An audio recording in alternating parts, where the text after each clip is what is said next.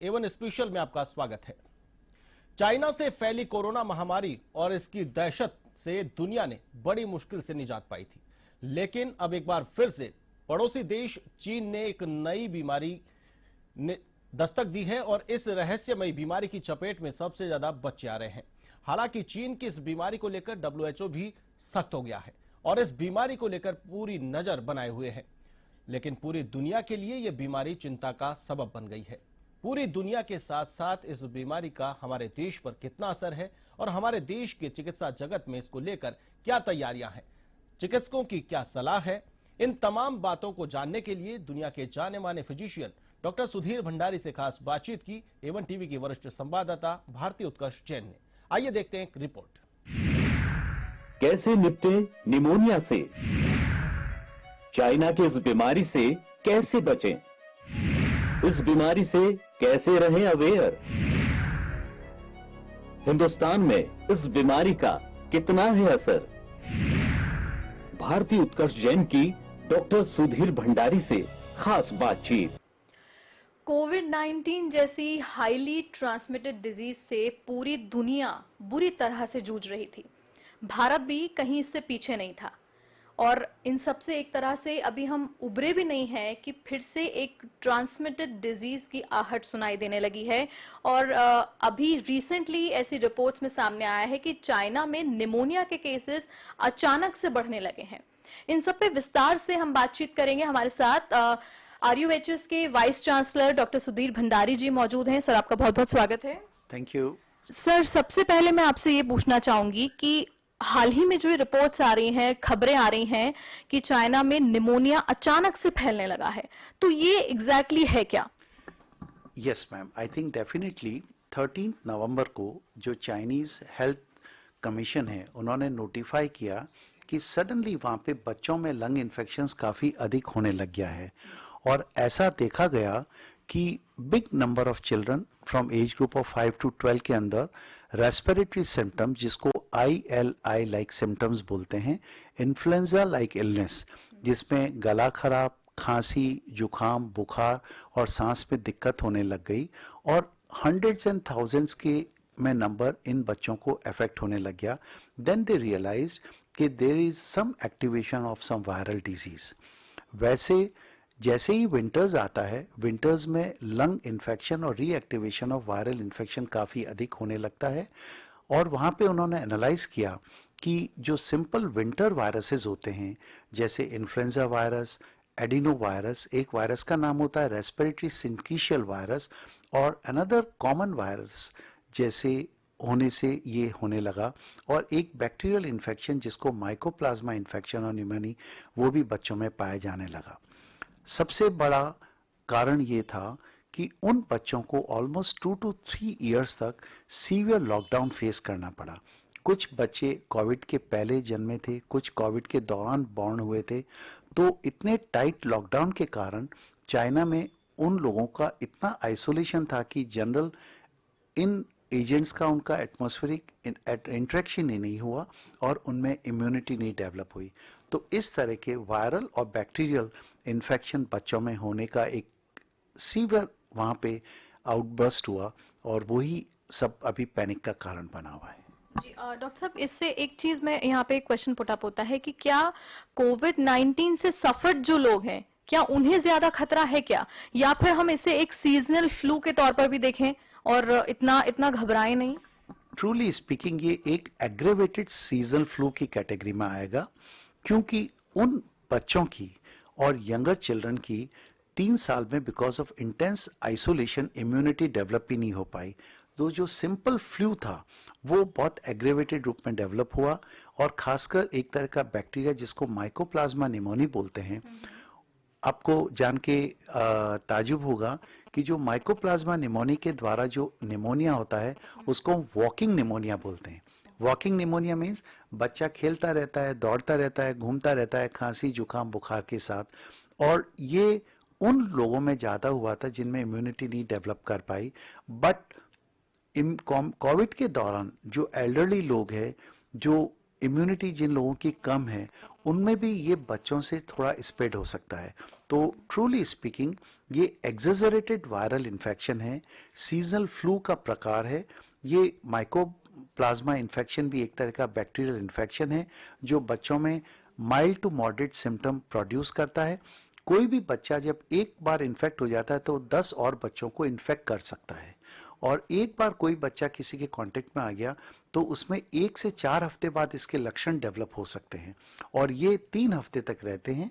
इसका symptomatic treatment होता है। इसमें बच्चा डेफिनेटली बुखार के साथ ग्रसित होता है, खांसी, कफ, सांस में दिक्कत होती है, लेकिन अधिकतर ये फेटल नहीं होता, रिस्क टू लाइफ नहीं होता। लेकिन एट द सेम टाइम ये बच्चा चूंकि घर में रहता है तो ये पेरेंट्स और ग्रैंड पेरेंट्स जिनकी इम्यूनिटी कम है उनमें भी इसको ट्रांसमिट कर सकता है। डॉक्टर साहब, इससे बचने के क्या क्या उपाय हो सकते हैं? अगर हमें पर्सनल लेवल पे बात की जाए कि हम घर में ऐसे कौन कौन सी चीजों का एहतियात रख सकते हैं, या अगर हम इससे ग्रसित हैं या हमें ये पता चल जाए कि हमें ऐसा कुछ फ्लू हो गया है, तो इससे बचने के लिए हमें क्या करना चाहिए? Very important. बेसिकली ये इन्फेक्शियस है। एक फ्लू से ग्रसित या माइकोप्लाज्मा बैक्टीरिया से ग्रसित या कोई भी एडिनो वायरस और कोई भी रेस्पिरेटरी वायरस से इन्फेक्टेड पर्सन या बच्चा, चूंकि वो काफ़ी प्लेफुल होते हैं, एक्टिव होते हैं, बच्चों में घुल मिल जाते हैं, तो एक बच्चा 10 को इन्फेक्ट कर सकता है। तो सबसे इम्पॉर्टेंट यह है कि किसी भी बच्चे को अगर खांसी, जुकाम, बुखार या आईएल लाइक सिम्टम्स हो, उनको घर पे रखा जाए, आइसोलेट किया जाए ताकि वो औरों के कांटेक्ट में नहीं आए। घरेलू उपाय जो आपने पूछा, उनको अच्छा न्यूट्रिटिव फूड दिया जाए, खूब फ्रूट्स दिए जाए ताकि उनकी इम्यूनिटी डेवलप हो, पानी और हाइड्रेशन उनको खूब दिया जाए ताकि वो अच्छी तरह स्वस्थ फील करे, और इसके साथ साथ सिम्टोमेटिक ट्रीटमेंट डॉक्टर की हेल्प के द्वारा दिया जाए। अगर बहुत तेज बुखार है, खांसी है, कफ है और माइकोप्लाज्मा निमोनिया जो एक तरह का वॉकिंग निमोनिया है, उसमें कुछ तरह के एंटीबायोटिक कार्य करते हैं, वो दिए जाए। सबसे इंपॉर्टेंट ये है कि आइसोलेशन रखा जाए, अच्छा न्यूट्रिशन दिया जाए, वो एक बच्चों के लिए बहुत इंपॉर्टेंट होता है। Sir, what is the alarming call कि हमें अब डॉक्टर के पास जाना है? हाँ, एक चीज ध्यान रखें, शुरू के भी लक्षण हो या मामूली भी लक्षण हो तो आप इग्नोर नहीं करें। बच्चों में बहुत ज्यादा कैपेसिटी होती है, बच्चों में बहुत रिजर्व होता है। बच्चे लोग माइनर निमोनिया और प्रॉब्लम होने के बावजूद भी खेलते रहते हैं, लोगों से मिक्स करते रहते हैं जब तक कि वो कोलैप्स नहीं हो जाते। अतः मेरा आप सभी लोगों से ये एडवाइस होगा कि अगर बच्चों में खांसी, जुकाम, बुखार, सांस में दिक्कत, कफ आ रहा हो, कान में दिक्कत हो, पेट में दर्द हो या डायरिया हो रहा हो, तो कोई भी वायरल बीमारी को सोचते हुए तुरंत डॉक्टर से संपर्क करें, बिकॉज बच्चों में इनिशियल स्टेज पे ही ट्रीट करना आवश्यक होता है। कभी कभी बीमारी बहुत जल्दी फ्लेयर अप कर जाती है और वो उससे काफ़ी क्रिटिकल हो जाते हैं, लंग्स में निमोनिया डेवलप हो जाता है, वो कभी कभी प्रॉब्लम क्रिएट कर सकता है। सर, अगर हेल्थ केयर अथॉरिटीज की हम बात करें तो कोविड-19 से इतनी बुरी तरह से जूझने के बाद, हाईली अफेक्टेड होने के बाद, क्योंकि सिर्फ हम हमारी हेल्थ अफेक्ट नहीं हुई, अर्थव्यवस्था भारत की पूरी तरह से एक तरह से चौपट हो गई थी, तो इन सब के बाद में कहीं ना कहीं सभी के मन में डर भी है। तो इसे देखते हुए क्या व्यवस्थाएं अगर हॉस्पिटल्स की बात की जाए तो की गई हैं, कितने हम तैयार हैं? आपको जान के बहुत अच्छा लगेगा कि जो भारत का कोविड मैनेजमेंट था वो विश्व का सबसे अच्छा कोविड मैनेजमेंट था। जिस तरह हमारे यहाँ अधिक पॉपुलेशन है, उस मामले में हमारे यहाँ मॉर्बिडिटी और मॉर्टेलिटी, जिसको कि हम बीमारी की सीवियरिटी और डेथ बोलते हैं, वो वेस्टर्न कंट्रीज लाइक अमेरिका और यूरोप के मामले में नेग्लिजिबल थी। अतः हमारा कोविड मैनेजमेंट सबसे ज़्यादा श्रेष्ठ था। उसके कारण हमारे यहाँ बहुत अच्छा इंफ्रास्ट्रक्चर डेवलप हुआ। कोविड एक बहुत बड़ा मेजर पेंडेमिक था जिसमें बहुत ज़्यादा सिकनेस और डेथ रेट थी। उसके कारण हम लोगों का जो एक्सपर्टीज़ है, हम लोगों की जो इंफ्रास्ट्रक्चर डेवलपमेंट है, हम लोगों का जो मेडिकल मैनेजमेंट है और जो सारी चीज़ें एक इन्फेक्शियस या वायरल डिजीज़ को कंटेन करने के लिए रिक्वायर्ड है, वो हमारे पास उपलब्ध है। तो मैं इतना ही कहना चाहूँगा कि मैन पावर, जिसमें डॉक्टर्स, नर्सिंग स्टाफ और पैरामेडिकल्स है, वो हाईली ट्रेंड है किसी भी तरह की कोई एपिडेमिक या पेंडेमिक को मैनेज करने के लिए।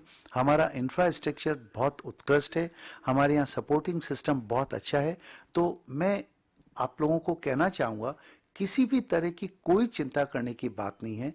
Our country is so well prepared to meet out any eventuality, and we have very strong force of medical professionals and the infrastructure.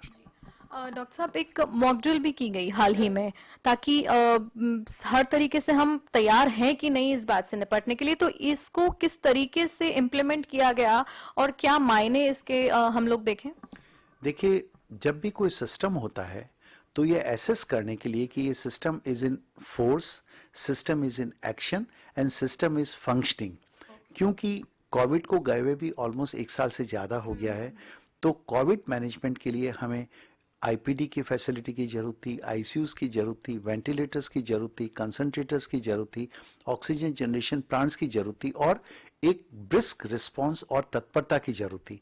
तो मॉक ड्रिल के द्वारा एक सब इसको वापस रीइटरेट किया जाता है, जस्ट को everything is put in order. So I think it is a good exercise and I am sure कभी किसी तरह का अगर इस तरह के केसेस ज़्यादा आते हैं तो हमारे पास हर चीज in the form of train doctors, infrastructure और मेडिसिन पर्याप्त मात्रा में है कि हम इसको बहुत अच्छा हैंडल कर सकते हैं। डॉक्टर साहब, ये निमोनिया क्या कोविड-19 की तरह ही इंटरनेशनली आउटब्रेक के तौर पर देखा जाए क्या? अभी तक ये चाइना की बाउंड्री में कन्फाइंड है, इसको पेंडेमिक या एपिडेमिक की कैटेगरी में नहीं मान सकते। पेंडेमिक वर्ड तब यूज किया जाता है जब पूरे विश्व के अंदर सभी देशों में कोई बीमारी फैल जाती है। ये अभी जो चाइना में देखा जा रहा है वो इन्फ्लुएंजा लाइक इलनेस है, सीजनल इन्फेक्शन है, वायरल निमोनिया जैसा प्रॉब्लम है, वो कन्फाइंड टू चाइना है। और कोल्ड कंट्रीज में और विंटर मंथ्स में ये वायरल इन्फ्लुएंजा लाइक इलनेस, जिसको ILI इलनेस बोलते हैं, इन्फ्लुएंजा लाइक इलनेस, ये काफी कॉमन है। तो अभी इसको एपिडेमिक कहना मुश्किल है, क्योंकि इसके जो कारण पता लगे हैं, कोई भी नया वायरस डिटेक्ट नहीं हुआ है। अभी तक जो 4-5 तरह के वायरस डिटेक्ट हुए हैं वो ही डिटेक्ट हुए हैं जो हर सर्दियों में बच्चों में और एडल्ट्स में अपने लक्षण पैदा करते हैं। जो मैंने 4-5 आपको नाम बताए, adeno virus, SARS virus, the influenza virus and mycoplasma, कोई नया वायरस डिटेक्ट नहीं हुआ है। अतः इसको हम नया एपिडेमिक की श्रेणी में नहीं ला सकते हैं। ये एग्जेसरेटेड रिस्पॉन्स है सीजनल इन्फ्लुएंजा का।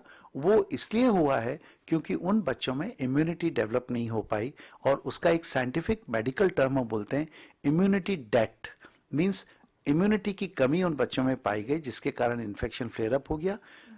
अनदर इंपॉर्टेंट थिंग, इसमें पेशेंट को 1 से 3 हफ्ते तक बुखार, खांसी, जुकाम और सांस में दिक्कत रहती है। बहुत ही कम लोगों में, नेग्लिजिबल लोगों में अगर नेग्लेक्ट किया जाए तो इसमें फैटेलिटी या डेथ होने का डर रहता है। बाकी लाइफ में चैलेंज नहीं है, जो कि हमें कोविड में और खासकर डेल्टा वेव में देखने को मिला था। क्या यही एक कारण है कि WHO की ओर से कोई एडवाइजरीज एज सच जारी नहीं की गई है? क्या इस पे डिटेल्ड अभी कुछ मैटर नहीं मिला है, या इसके अलावा अगर आपको लगता है कि WHO की एडवाइजरी जारी नहीं हुई है तो ऐसी कौन सी एडवाइजरीज है जो हमें पर्सनली फॉलो करनी चाहिए? क्या कोविड-19 की तरह मास्क या सैनिटाइजर का रेगुलर यूज भी इससे कुछ हद तक हमें बचा सकता है क्या? देखिए, आपने सबसे इंपॉर्टेंट चीज कही, इस इन्फ्लुएंजा का prevention is the main cause. Now अगर हम मास्क को रखें, खासकर कंजेस्टेड जगह में जाने में, मॉल्स में, पिक्चर हॉल्स में, मार्केट में, अगर आप ट्रैवल कर रहे हैं ट्रेन और फ्लाइट्स में, मास्क रखना बहुत ही वाइसफुल है, बिकॉज किसी भी तरह के वायरल इन्फेक्शन से आप बच सकते हैं। तो जो कोविड एप्रोप्रिएट बिहेवियर था, लाइक मास्किंग, हैंड वॉशिंग और sanitising and maintaining a distance, वो तो किसी भी पल्मोनरी या लंग के इन्फेक्शन के लिए यूजफुल है। क्योंकि आपको पता होगा लंग इन्फेक्शन या इन्फ्लुएंजा ड्रॉपलेट के द्वारा फैलता है। जैसे आप और हम बात कर रहे हैं, तो बात करने में मेरे मुंह से, आपके मुंह से जो ड्रॉपलेट निकल रहे हैं वो 2 से 6 फीट तक दूर निकलते हैं। तो मास्किंग, हैंड वॉशिंग और डिस्टेंसिंग तो हर तरह के निमोनिया या लंग इन्फेक्शन में बेस्ट प्रिकॉशन है, और ये इसकी इंपॉर्टेंस अभी भी है। जहां तक आपने WHO का एडवाइजरी का क्वेश्चन पूछा, चूंकि अभी तक कोई नया वायरस या नया एजेंट डिटेक्ट नहीं हुआ है, तो अभी इसको इसी तरह माना जा रहा है कि जो सीजनल विंटर इंड्यूस वायरल और इन्फ्लुएंजा लाइक इलनेस होती है उसका एक excessive outburst of flare up है। चूंकि नया एजेंट डिटेक्ट नहीं हुआ है, नया वायरस डिटेक्ट नहीं हुआ, जैसे कि कोविड के समय SARS-CoV-2 डिटेक्ट हुआ था और ये इंटरनेशनल बाउंड्रीज में क्रॉस नहीं किया है, यही कारण हो सकता है कि the situation is being closely monitored by WHO and I am sure in due course of time हमें कुछ न कुछ मार्गदर्शन और गाइडेंस मिलेगी। डॉक्टर साहब, क्या होता है ना कि दूध का जला छाछ भी फूंक फूंक कर पीता है। तो कोविड-19 रिसेंटली गया है, 1-1.5 साल हो गया है देश से इसे विदा हुए। तो आज भी लोगों के अंदर कोई भी नई बीमारी को लेके इतना ज्यादा डर हम देखते हैं, और खासकर अगर मैं आपसे जानना चाहूँ तो आप किस तरीके से पेशेंट्स को इन सब से डील करते हैं? क्या आप भी ऐसा नोटिस कर रहे हैं कि छोटी सी चीजों को लेके भी उनमें उतना ही डर है जो कोविड-19 के टाइम पे था? मैं बताना चाहूंगा कोविड-19 से डर के साथ साथ नॉलेज लेवल भी बढ़ा है। लोगों में कोविड का इतना डर था कि आप देखिए लोग थोड़े डिसिप्लिन्ड हो गए हैं, वो मास्किंग रखते हैं, वो क्यूइंग सिस्टम को फॉलो करते हैं, सोशल डिस्टेंसिंग रखते हैं, एवरेज व्यक्ति हैंड वॉशिंग करता है। तो आई थिंक कोविड फियर के साथ साथ एक लर्निंग फेज भी था जब लोगों को बेसिक डिसिप्लिन और सिविक सेंस और एटिकेट सीखने का मौका मिला, नंबर 1। नंबर 2, लोग थोड़े से हेल्थ के बारे में जागरूक हो गए हैं, अच्छा खाना पीना, अच्छा न्यूट्रिशन, अच्छा एक क्वालिटी ऑफ इम्यूनिटी और एक्सरसाइज के ऊपर ज़्यादा ध्यान देने लग गए। एक मैं आप लोगों को पब्लिक एट लार्ज को एडवाइस करना चाहूँगा कि कुछ तरह के एडल्ट वैक्सीनेशंस अवेलेबल हैं। इन्फ्लुएंजा का भी एडल्ट वैक्सीनेशन अवेलेबल है। जो लोग वृद्ध लोग हैं जिनको कोमॉर्बिड कंडीशंस है जैसे डायबिटीज़, हार्ट प्रॉब्लम, अस्थमा, उन लोगों को ये इन्फ्लुएंजा के वैक्सीन ले लेने चाहिए जो इन सब चीज़ों से प्रोटेक्ट करता है। आजकल और भी कई तरह के adult vaccination like pneumonia, shingles जिसको कि हम हर्पीज जॉस्टर बोलते हैं, उसके भी वैक्सीनेशन अवेलेबल है। बच्चों में भी निमोनिया के साथ साथ द इन्फ्लुएंजा के वैक्सीन्स लगते हैं। तो ये सारे प्रोटोकॉल को अगर हम फॉलो करें, अच्छी लाइफस्टाइल को फॉलो करें, न्यूट्रिटिव फूड लें और बेसिक जो Covid appropriate behaviour of hand washing, distancing and queuing को फॉलो करें, तो मैं सोचता हूं हमें किसी तरह की कोई चिंता करने की बात नहीं है। डॉक्टर साहब, कोई जनरल मेडिकेशन है जो हम अपने घर में अगर रखें तो इमरजेंसी के तौर पर उसे काम में लिया जा सके? देखिए, इन्फ्लुएंजा लाइक या IL, दैट इज ये इलनेस जो ILI है, इन्फ्लुएंजा लाइक इलनेस, इसमें सिम्टोमेटिक ट्रीटमेंट की आवश्यकता होती है। जब फीवर आ जाए, जुकाम आ जाए, बॉडी एक हो जाए और माइल्ड कुछ एंटीबायोटिक्स भी दिए जा सकते हैं। तो आई एम श्योर अगर आप अपने डॉक्टर से कांटेक्ट करेंगे तो वो कंप्लीट सिम्टोमेटिक ट्रीटमेंट और एंटीबायोटिक के बारे में आपको गाइड कर सकते हैं। आप लार्ज स्केल पर पेशेंट्स को डील करते हैं, खासकर ये अभी सीजन सर्दी का शुरू हुआ है तो जाहिर सी बात है कि क्वांटिटी बढ़ेगी ऐसे पेशेंट्स की। तो क्या किस तरीके से इसे डील करेंगे आप, और आपकी क्या एडवाइस है कि वो इससे घबराए नहीं? क्योंकि कोविड-19 के बाद वो थोड़ा घबराते जरूर हैं कि क्या ये हाईली ट्रांसमिटेड तो नहीं है।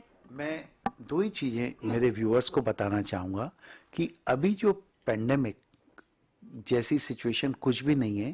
ये जो इन्फ्लुएंजा या निमोनिया चाइना में पाया गया है वो एक simple outburst of viral issues है जो कि कॉमन वायरसेस से पाया जाता है। वो एक सेल्फ लिमिटिंग डिजीज है, बिना कॉम्प्लिकेशन के वो 1 से 3 हफ्ते में ठीक हो जाता है। जिन बच्चों में कोमॉर्बिड कंडीशंस हैं या इम्यूनिटी कम है उनमें कभी कभी ये सीरियस हो जाता है। तो अगर आप जल्दी इस स्टेज पे डॉक्टर से मिल लें तो इसमें थ्रेट टू लाइफ नहीं है। इसके जो कॉमन एजेंट्स हैं जैसे एडिनो वायरस और माइकोबैक्टीरिया और माइकोप्लाज्मा जो एजेंट है वो पूरा ट्रीटेबल है।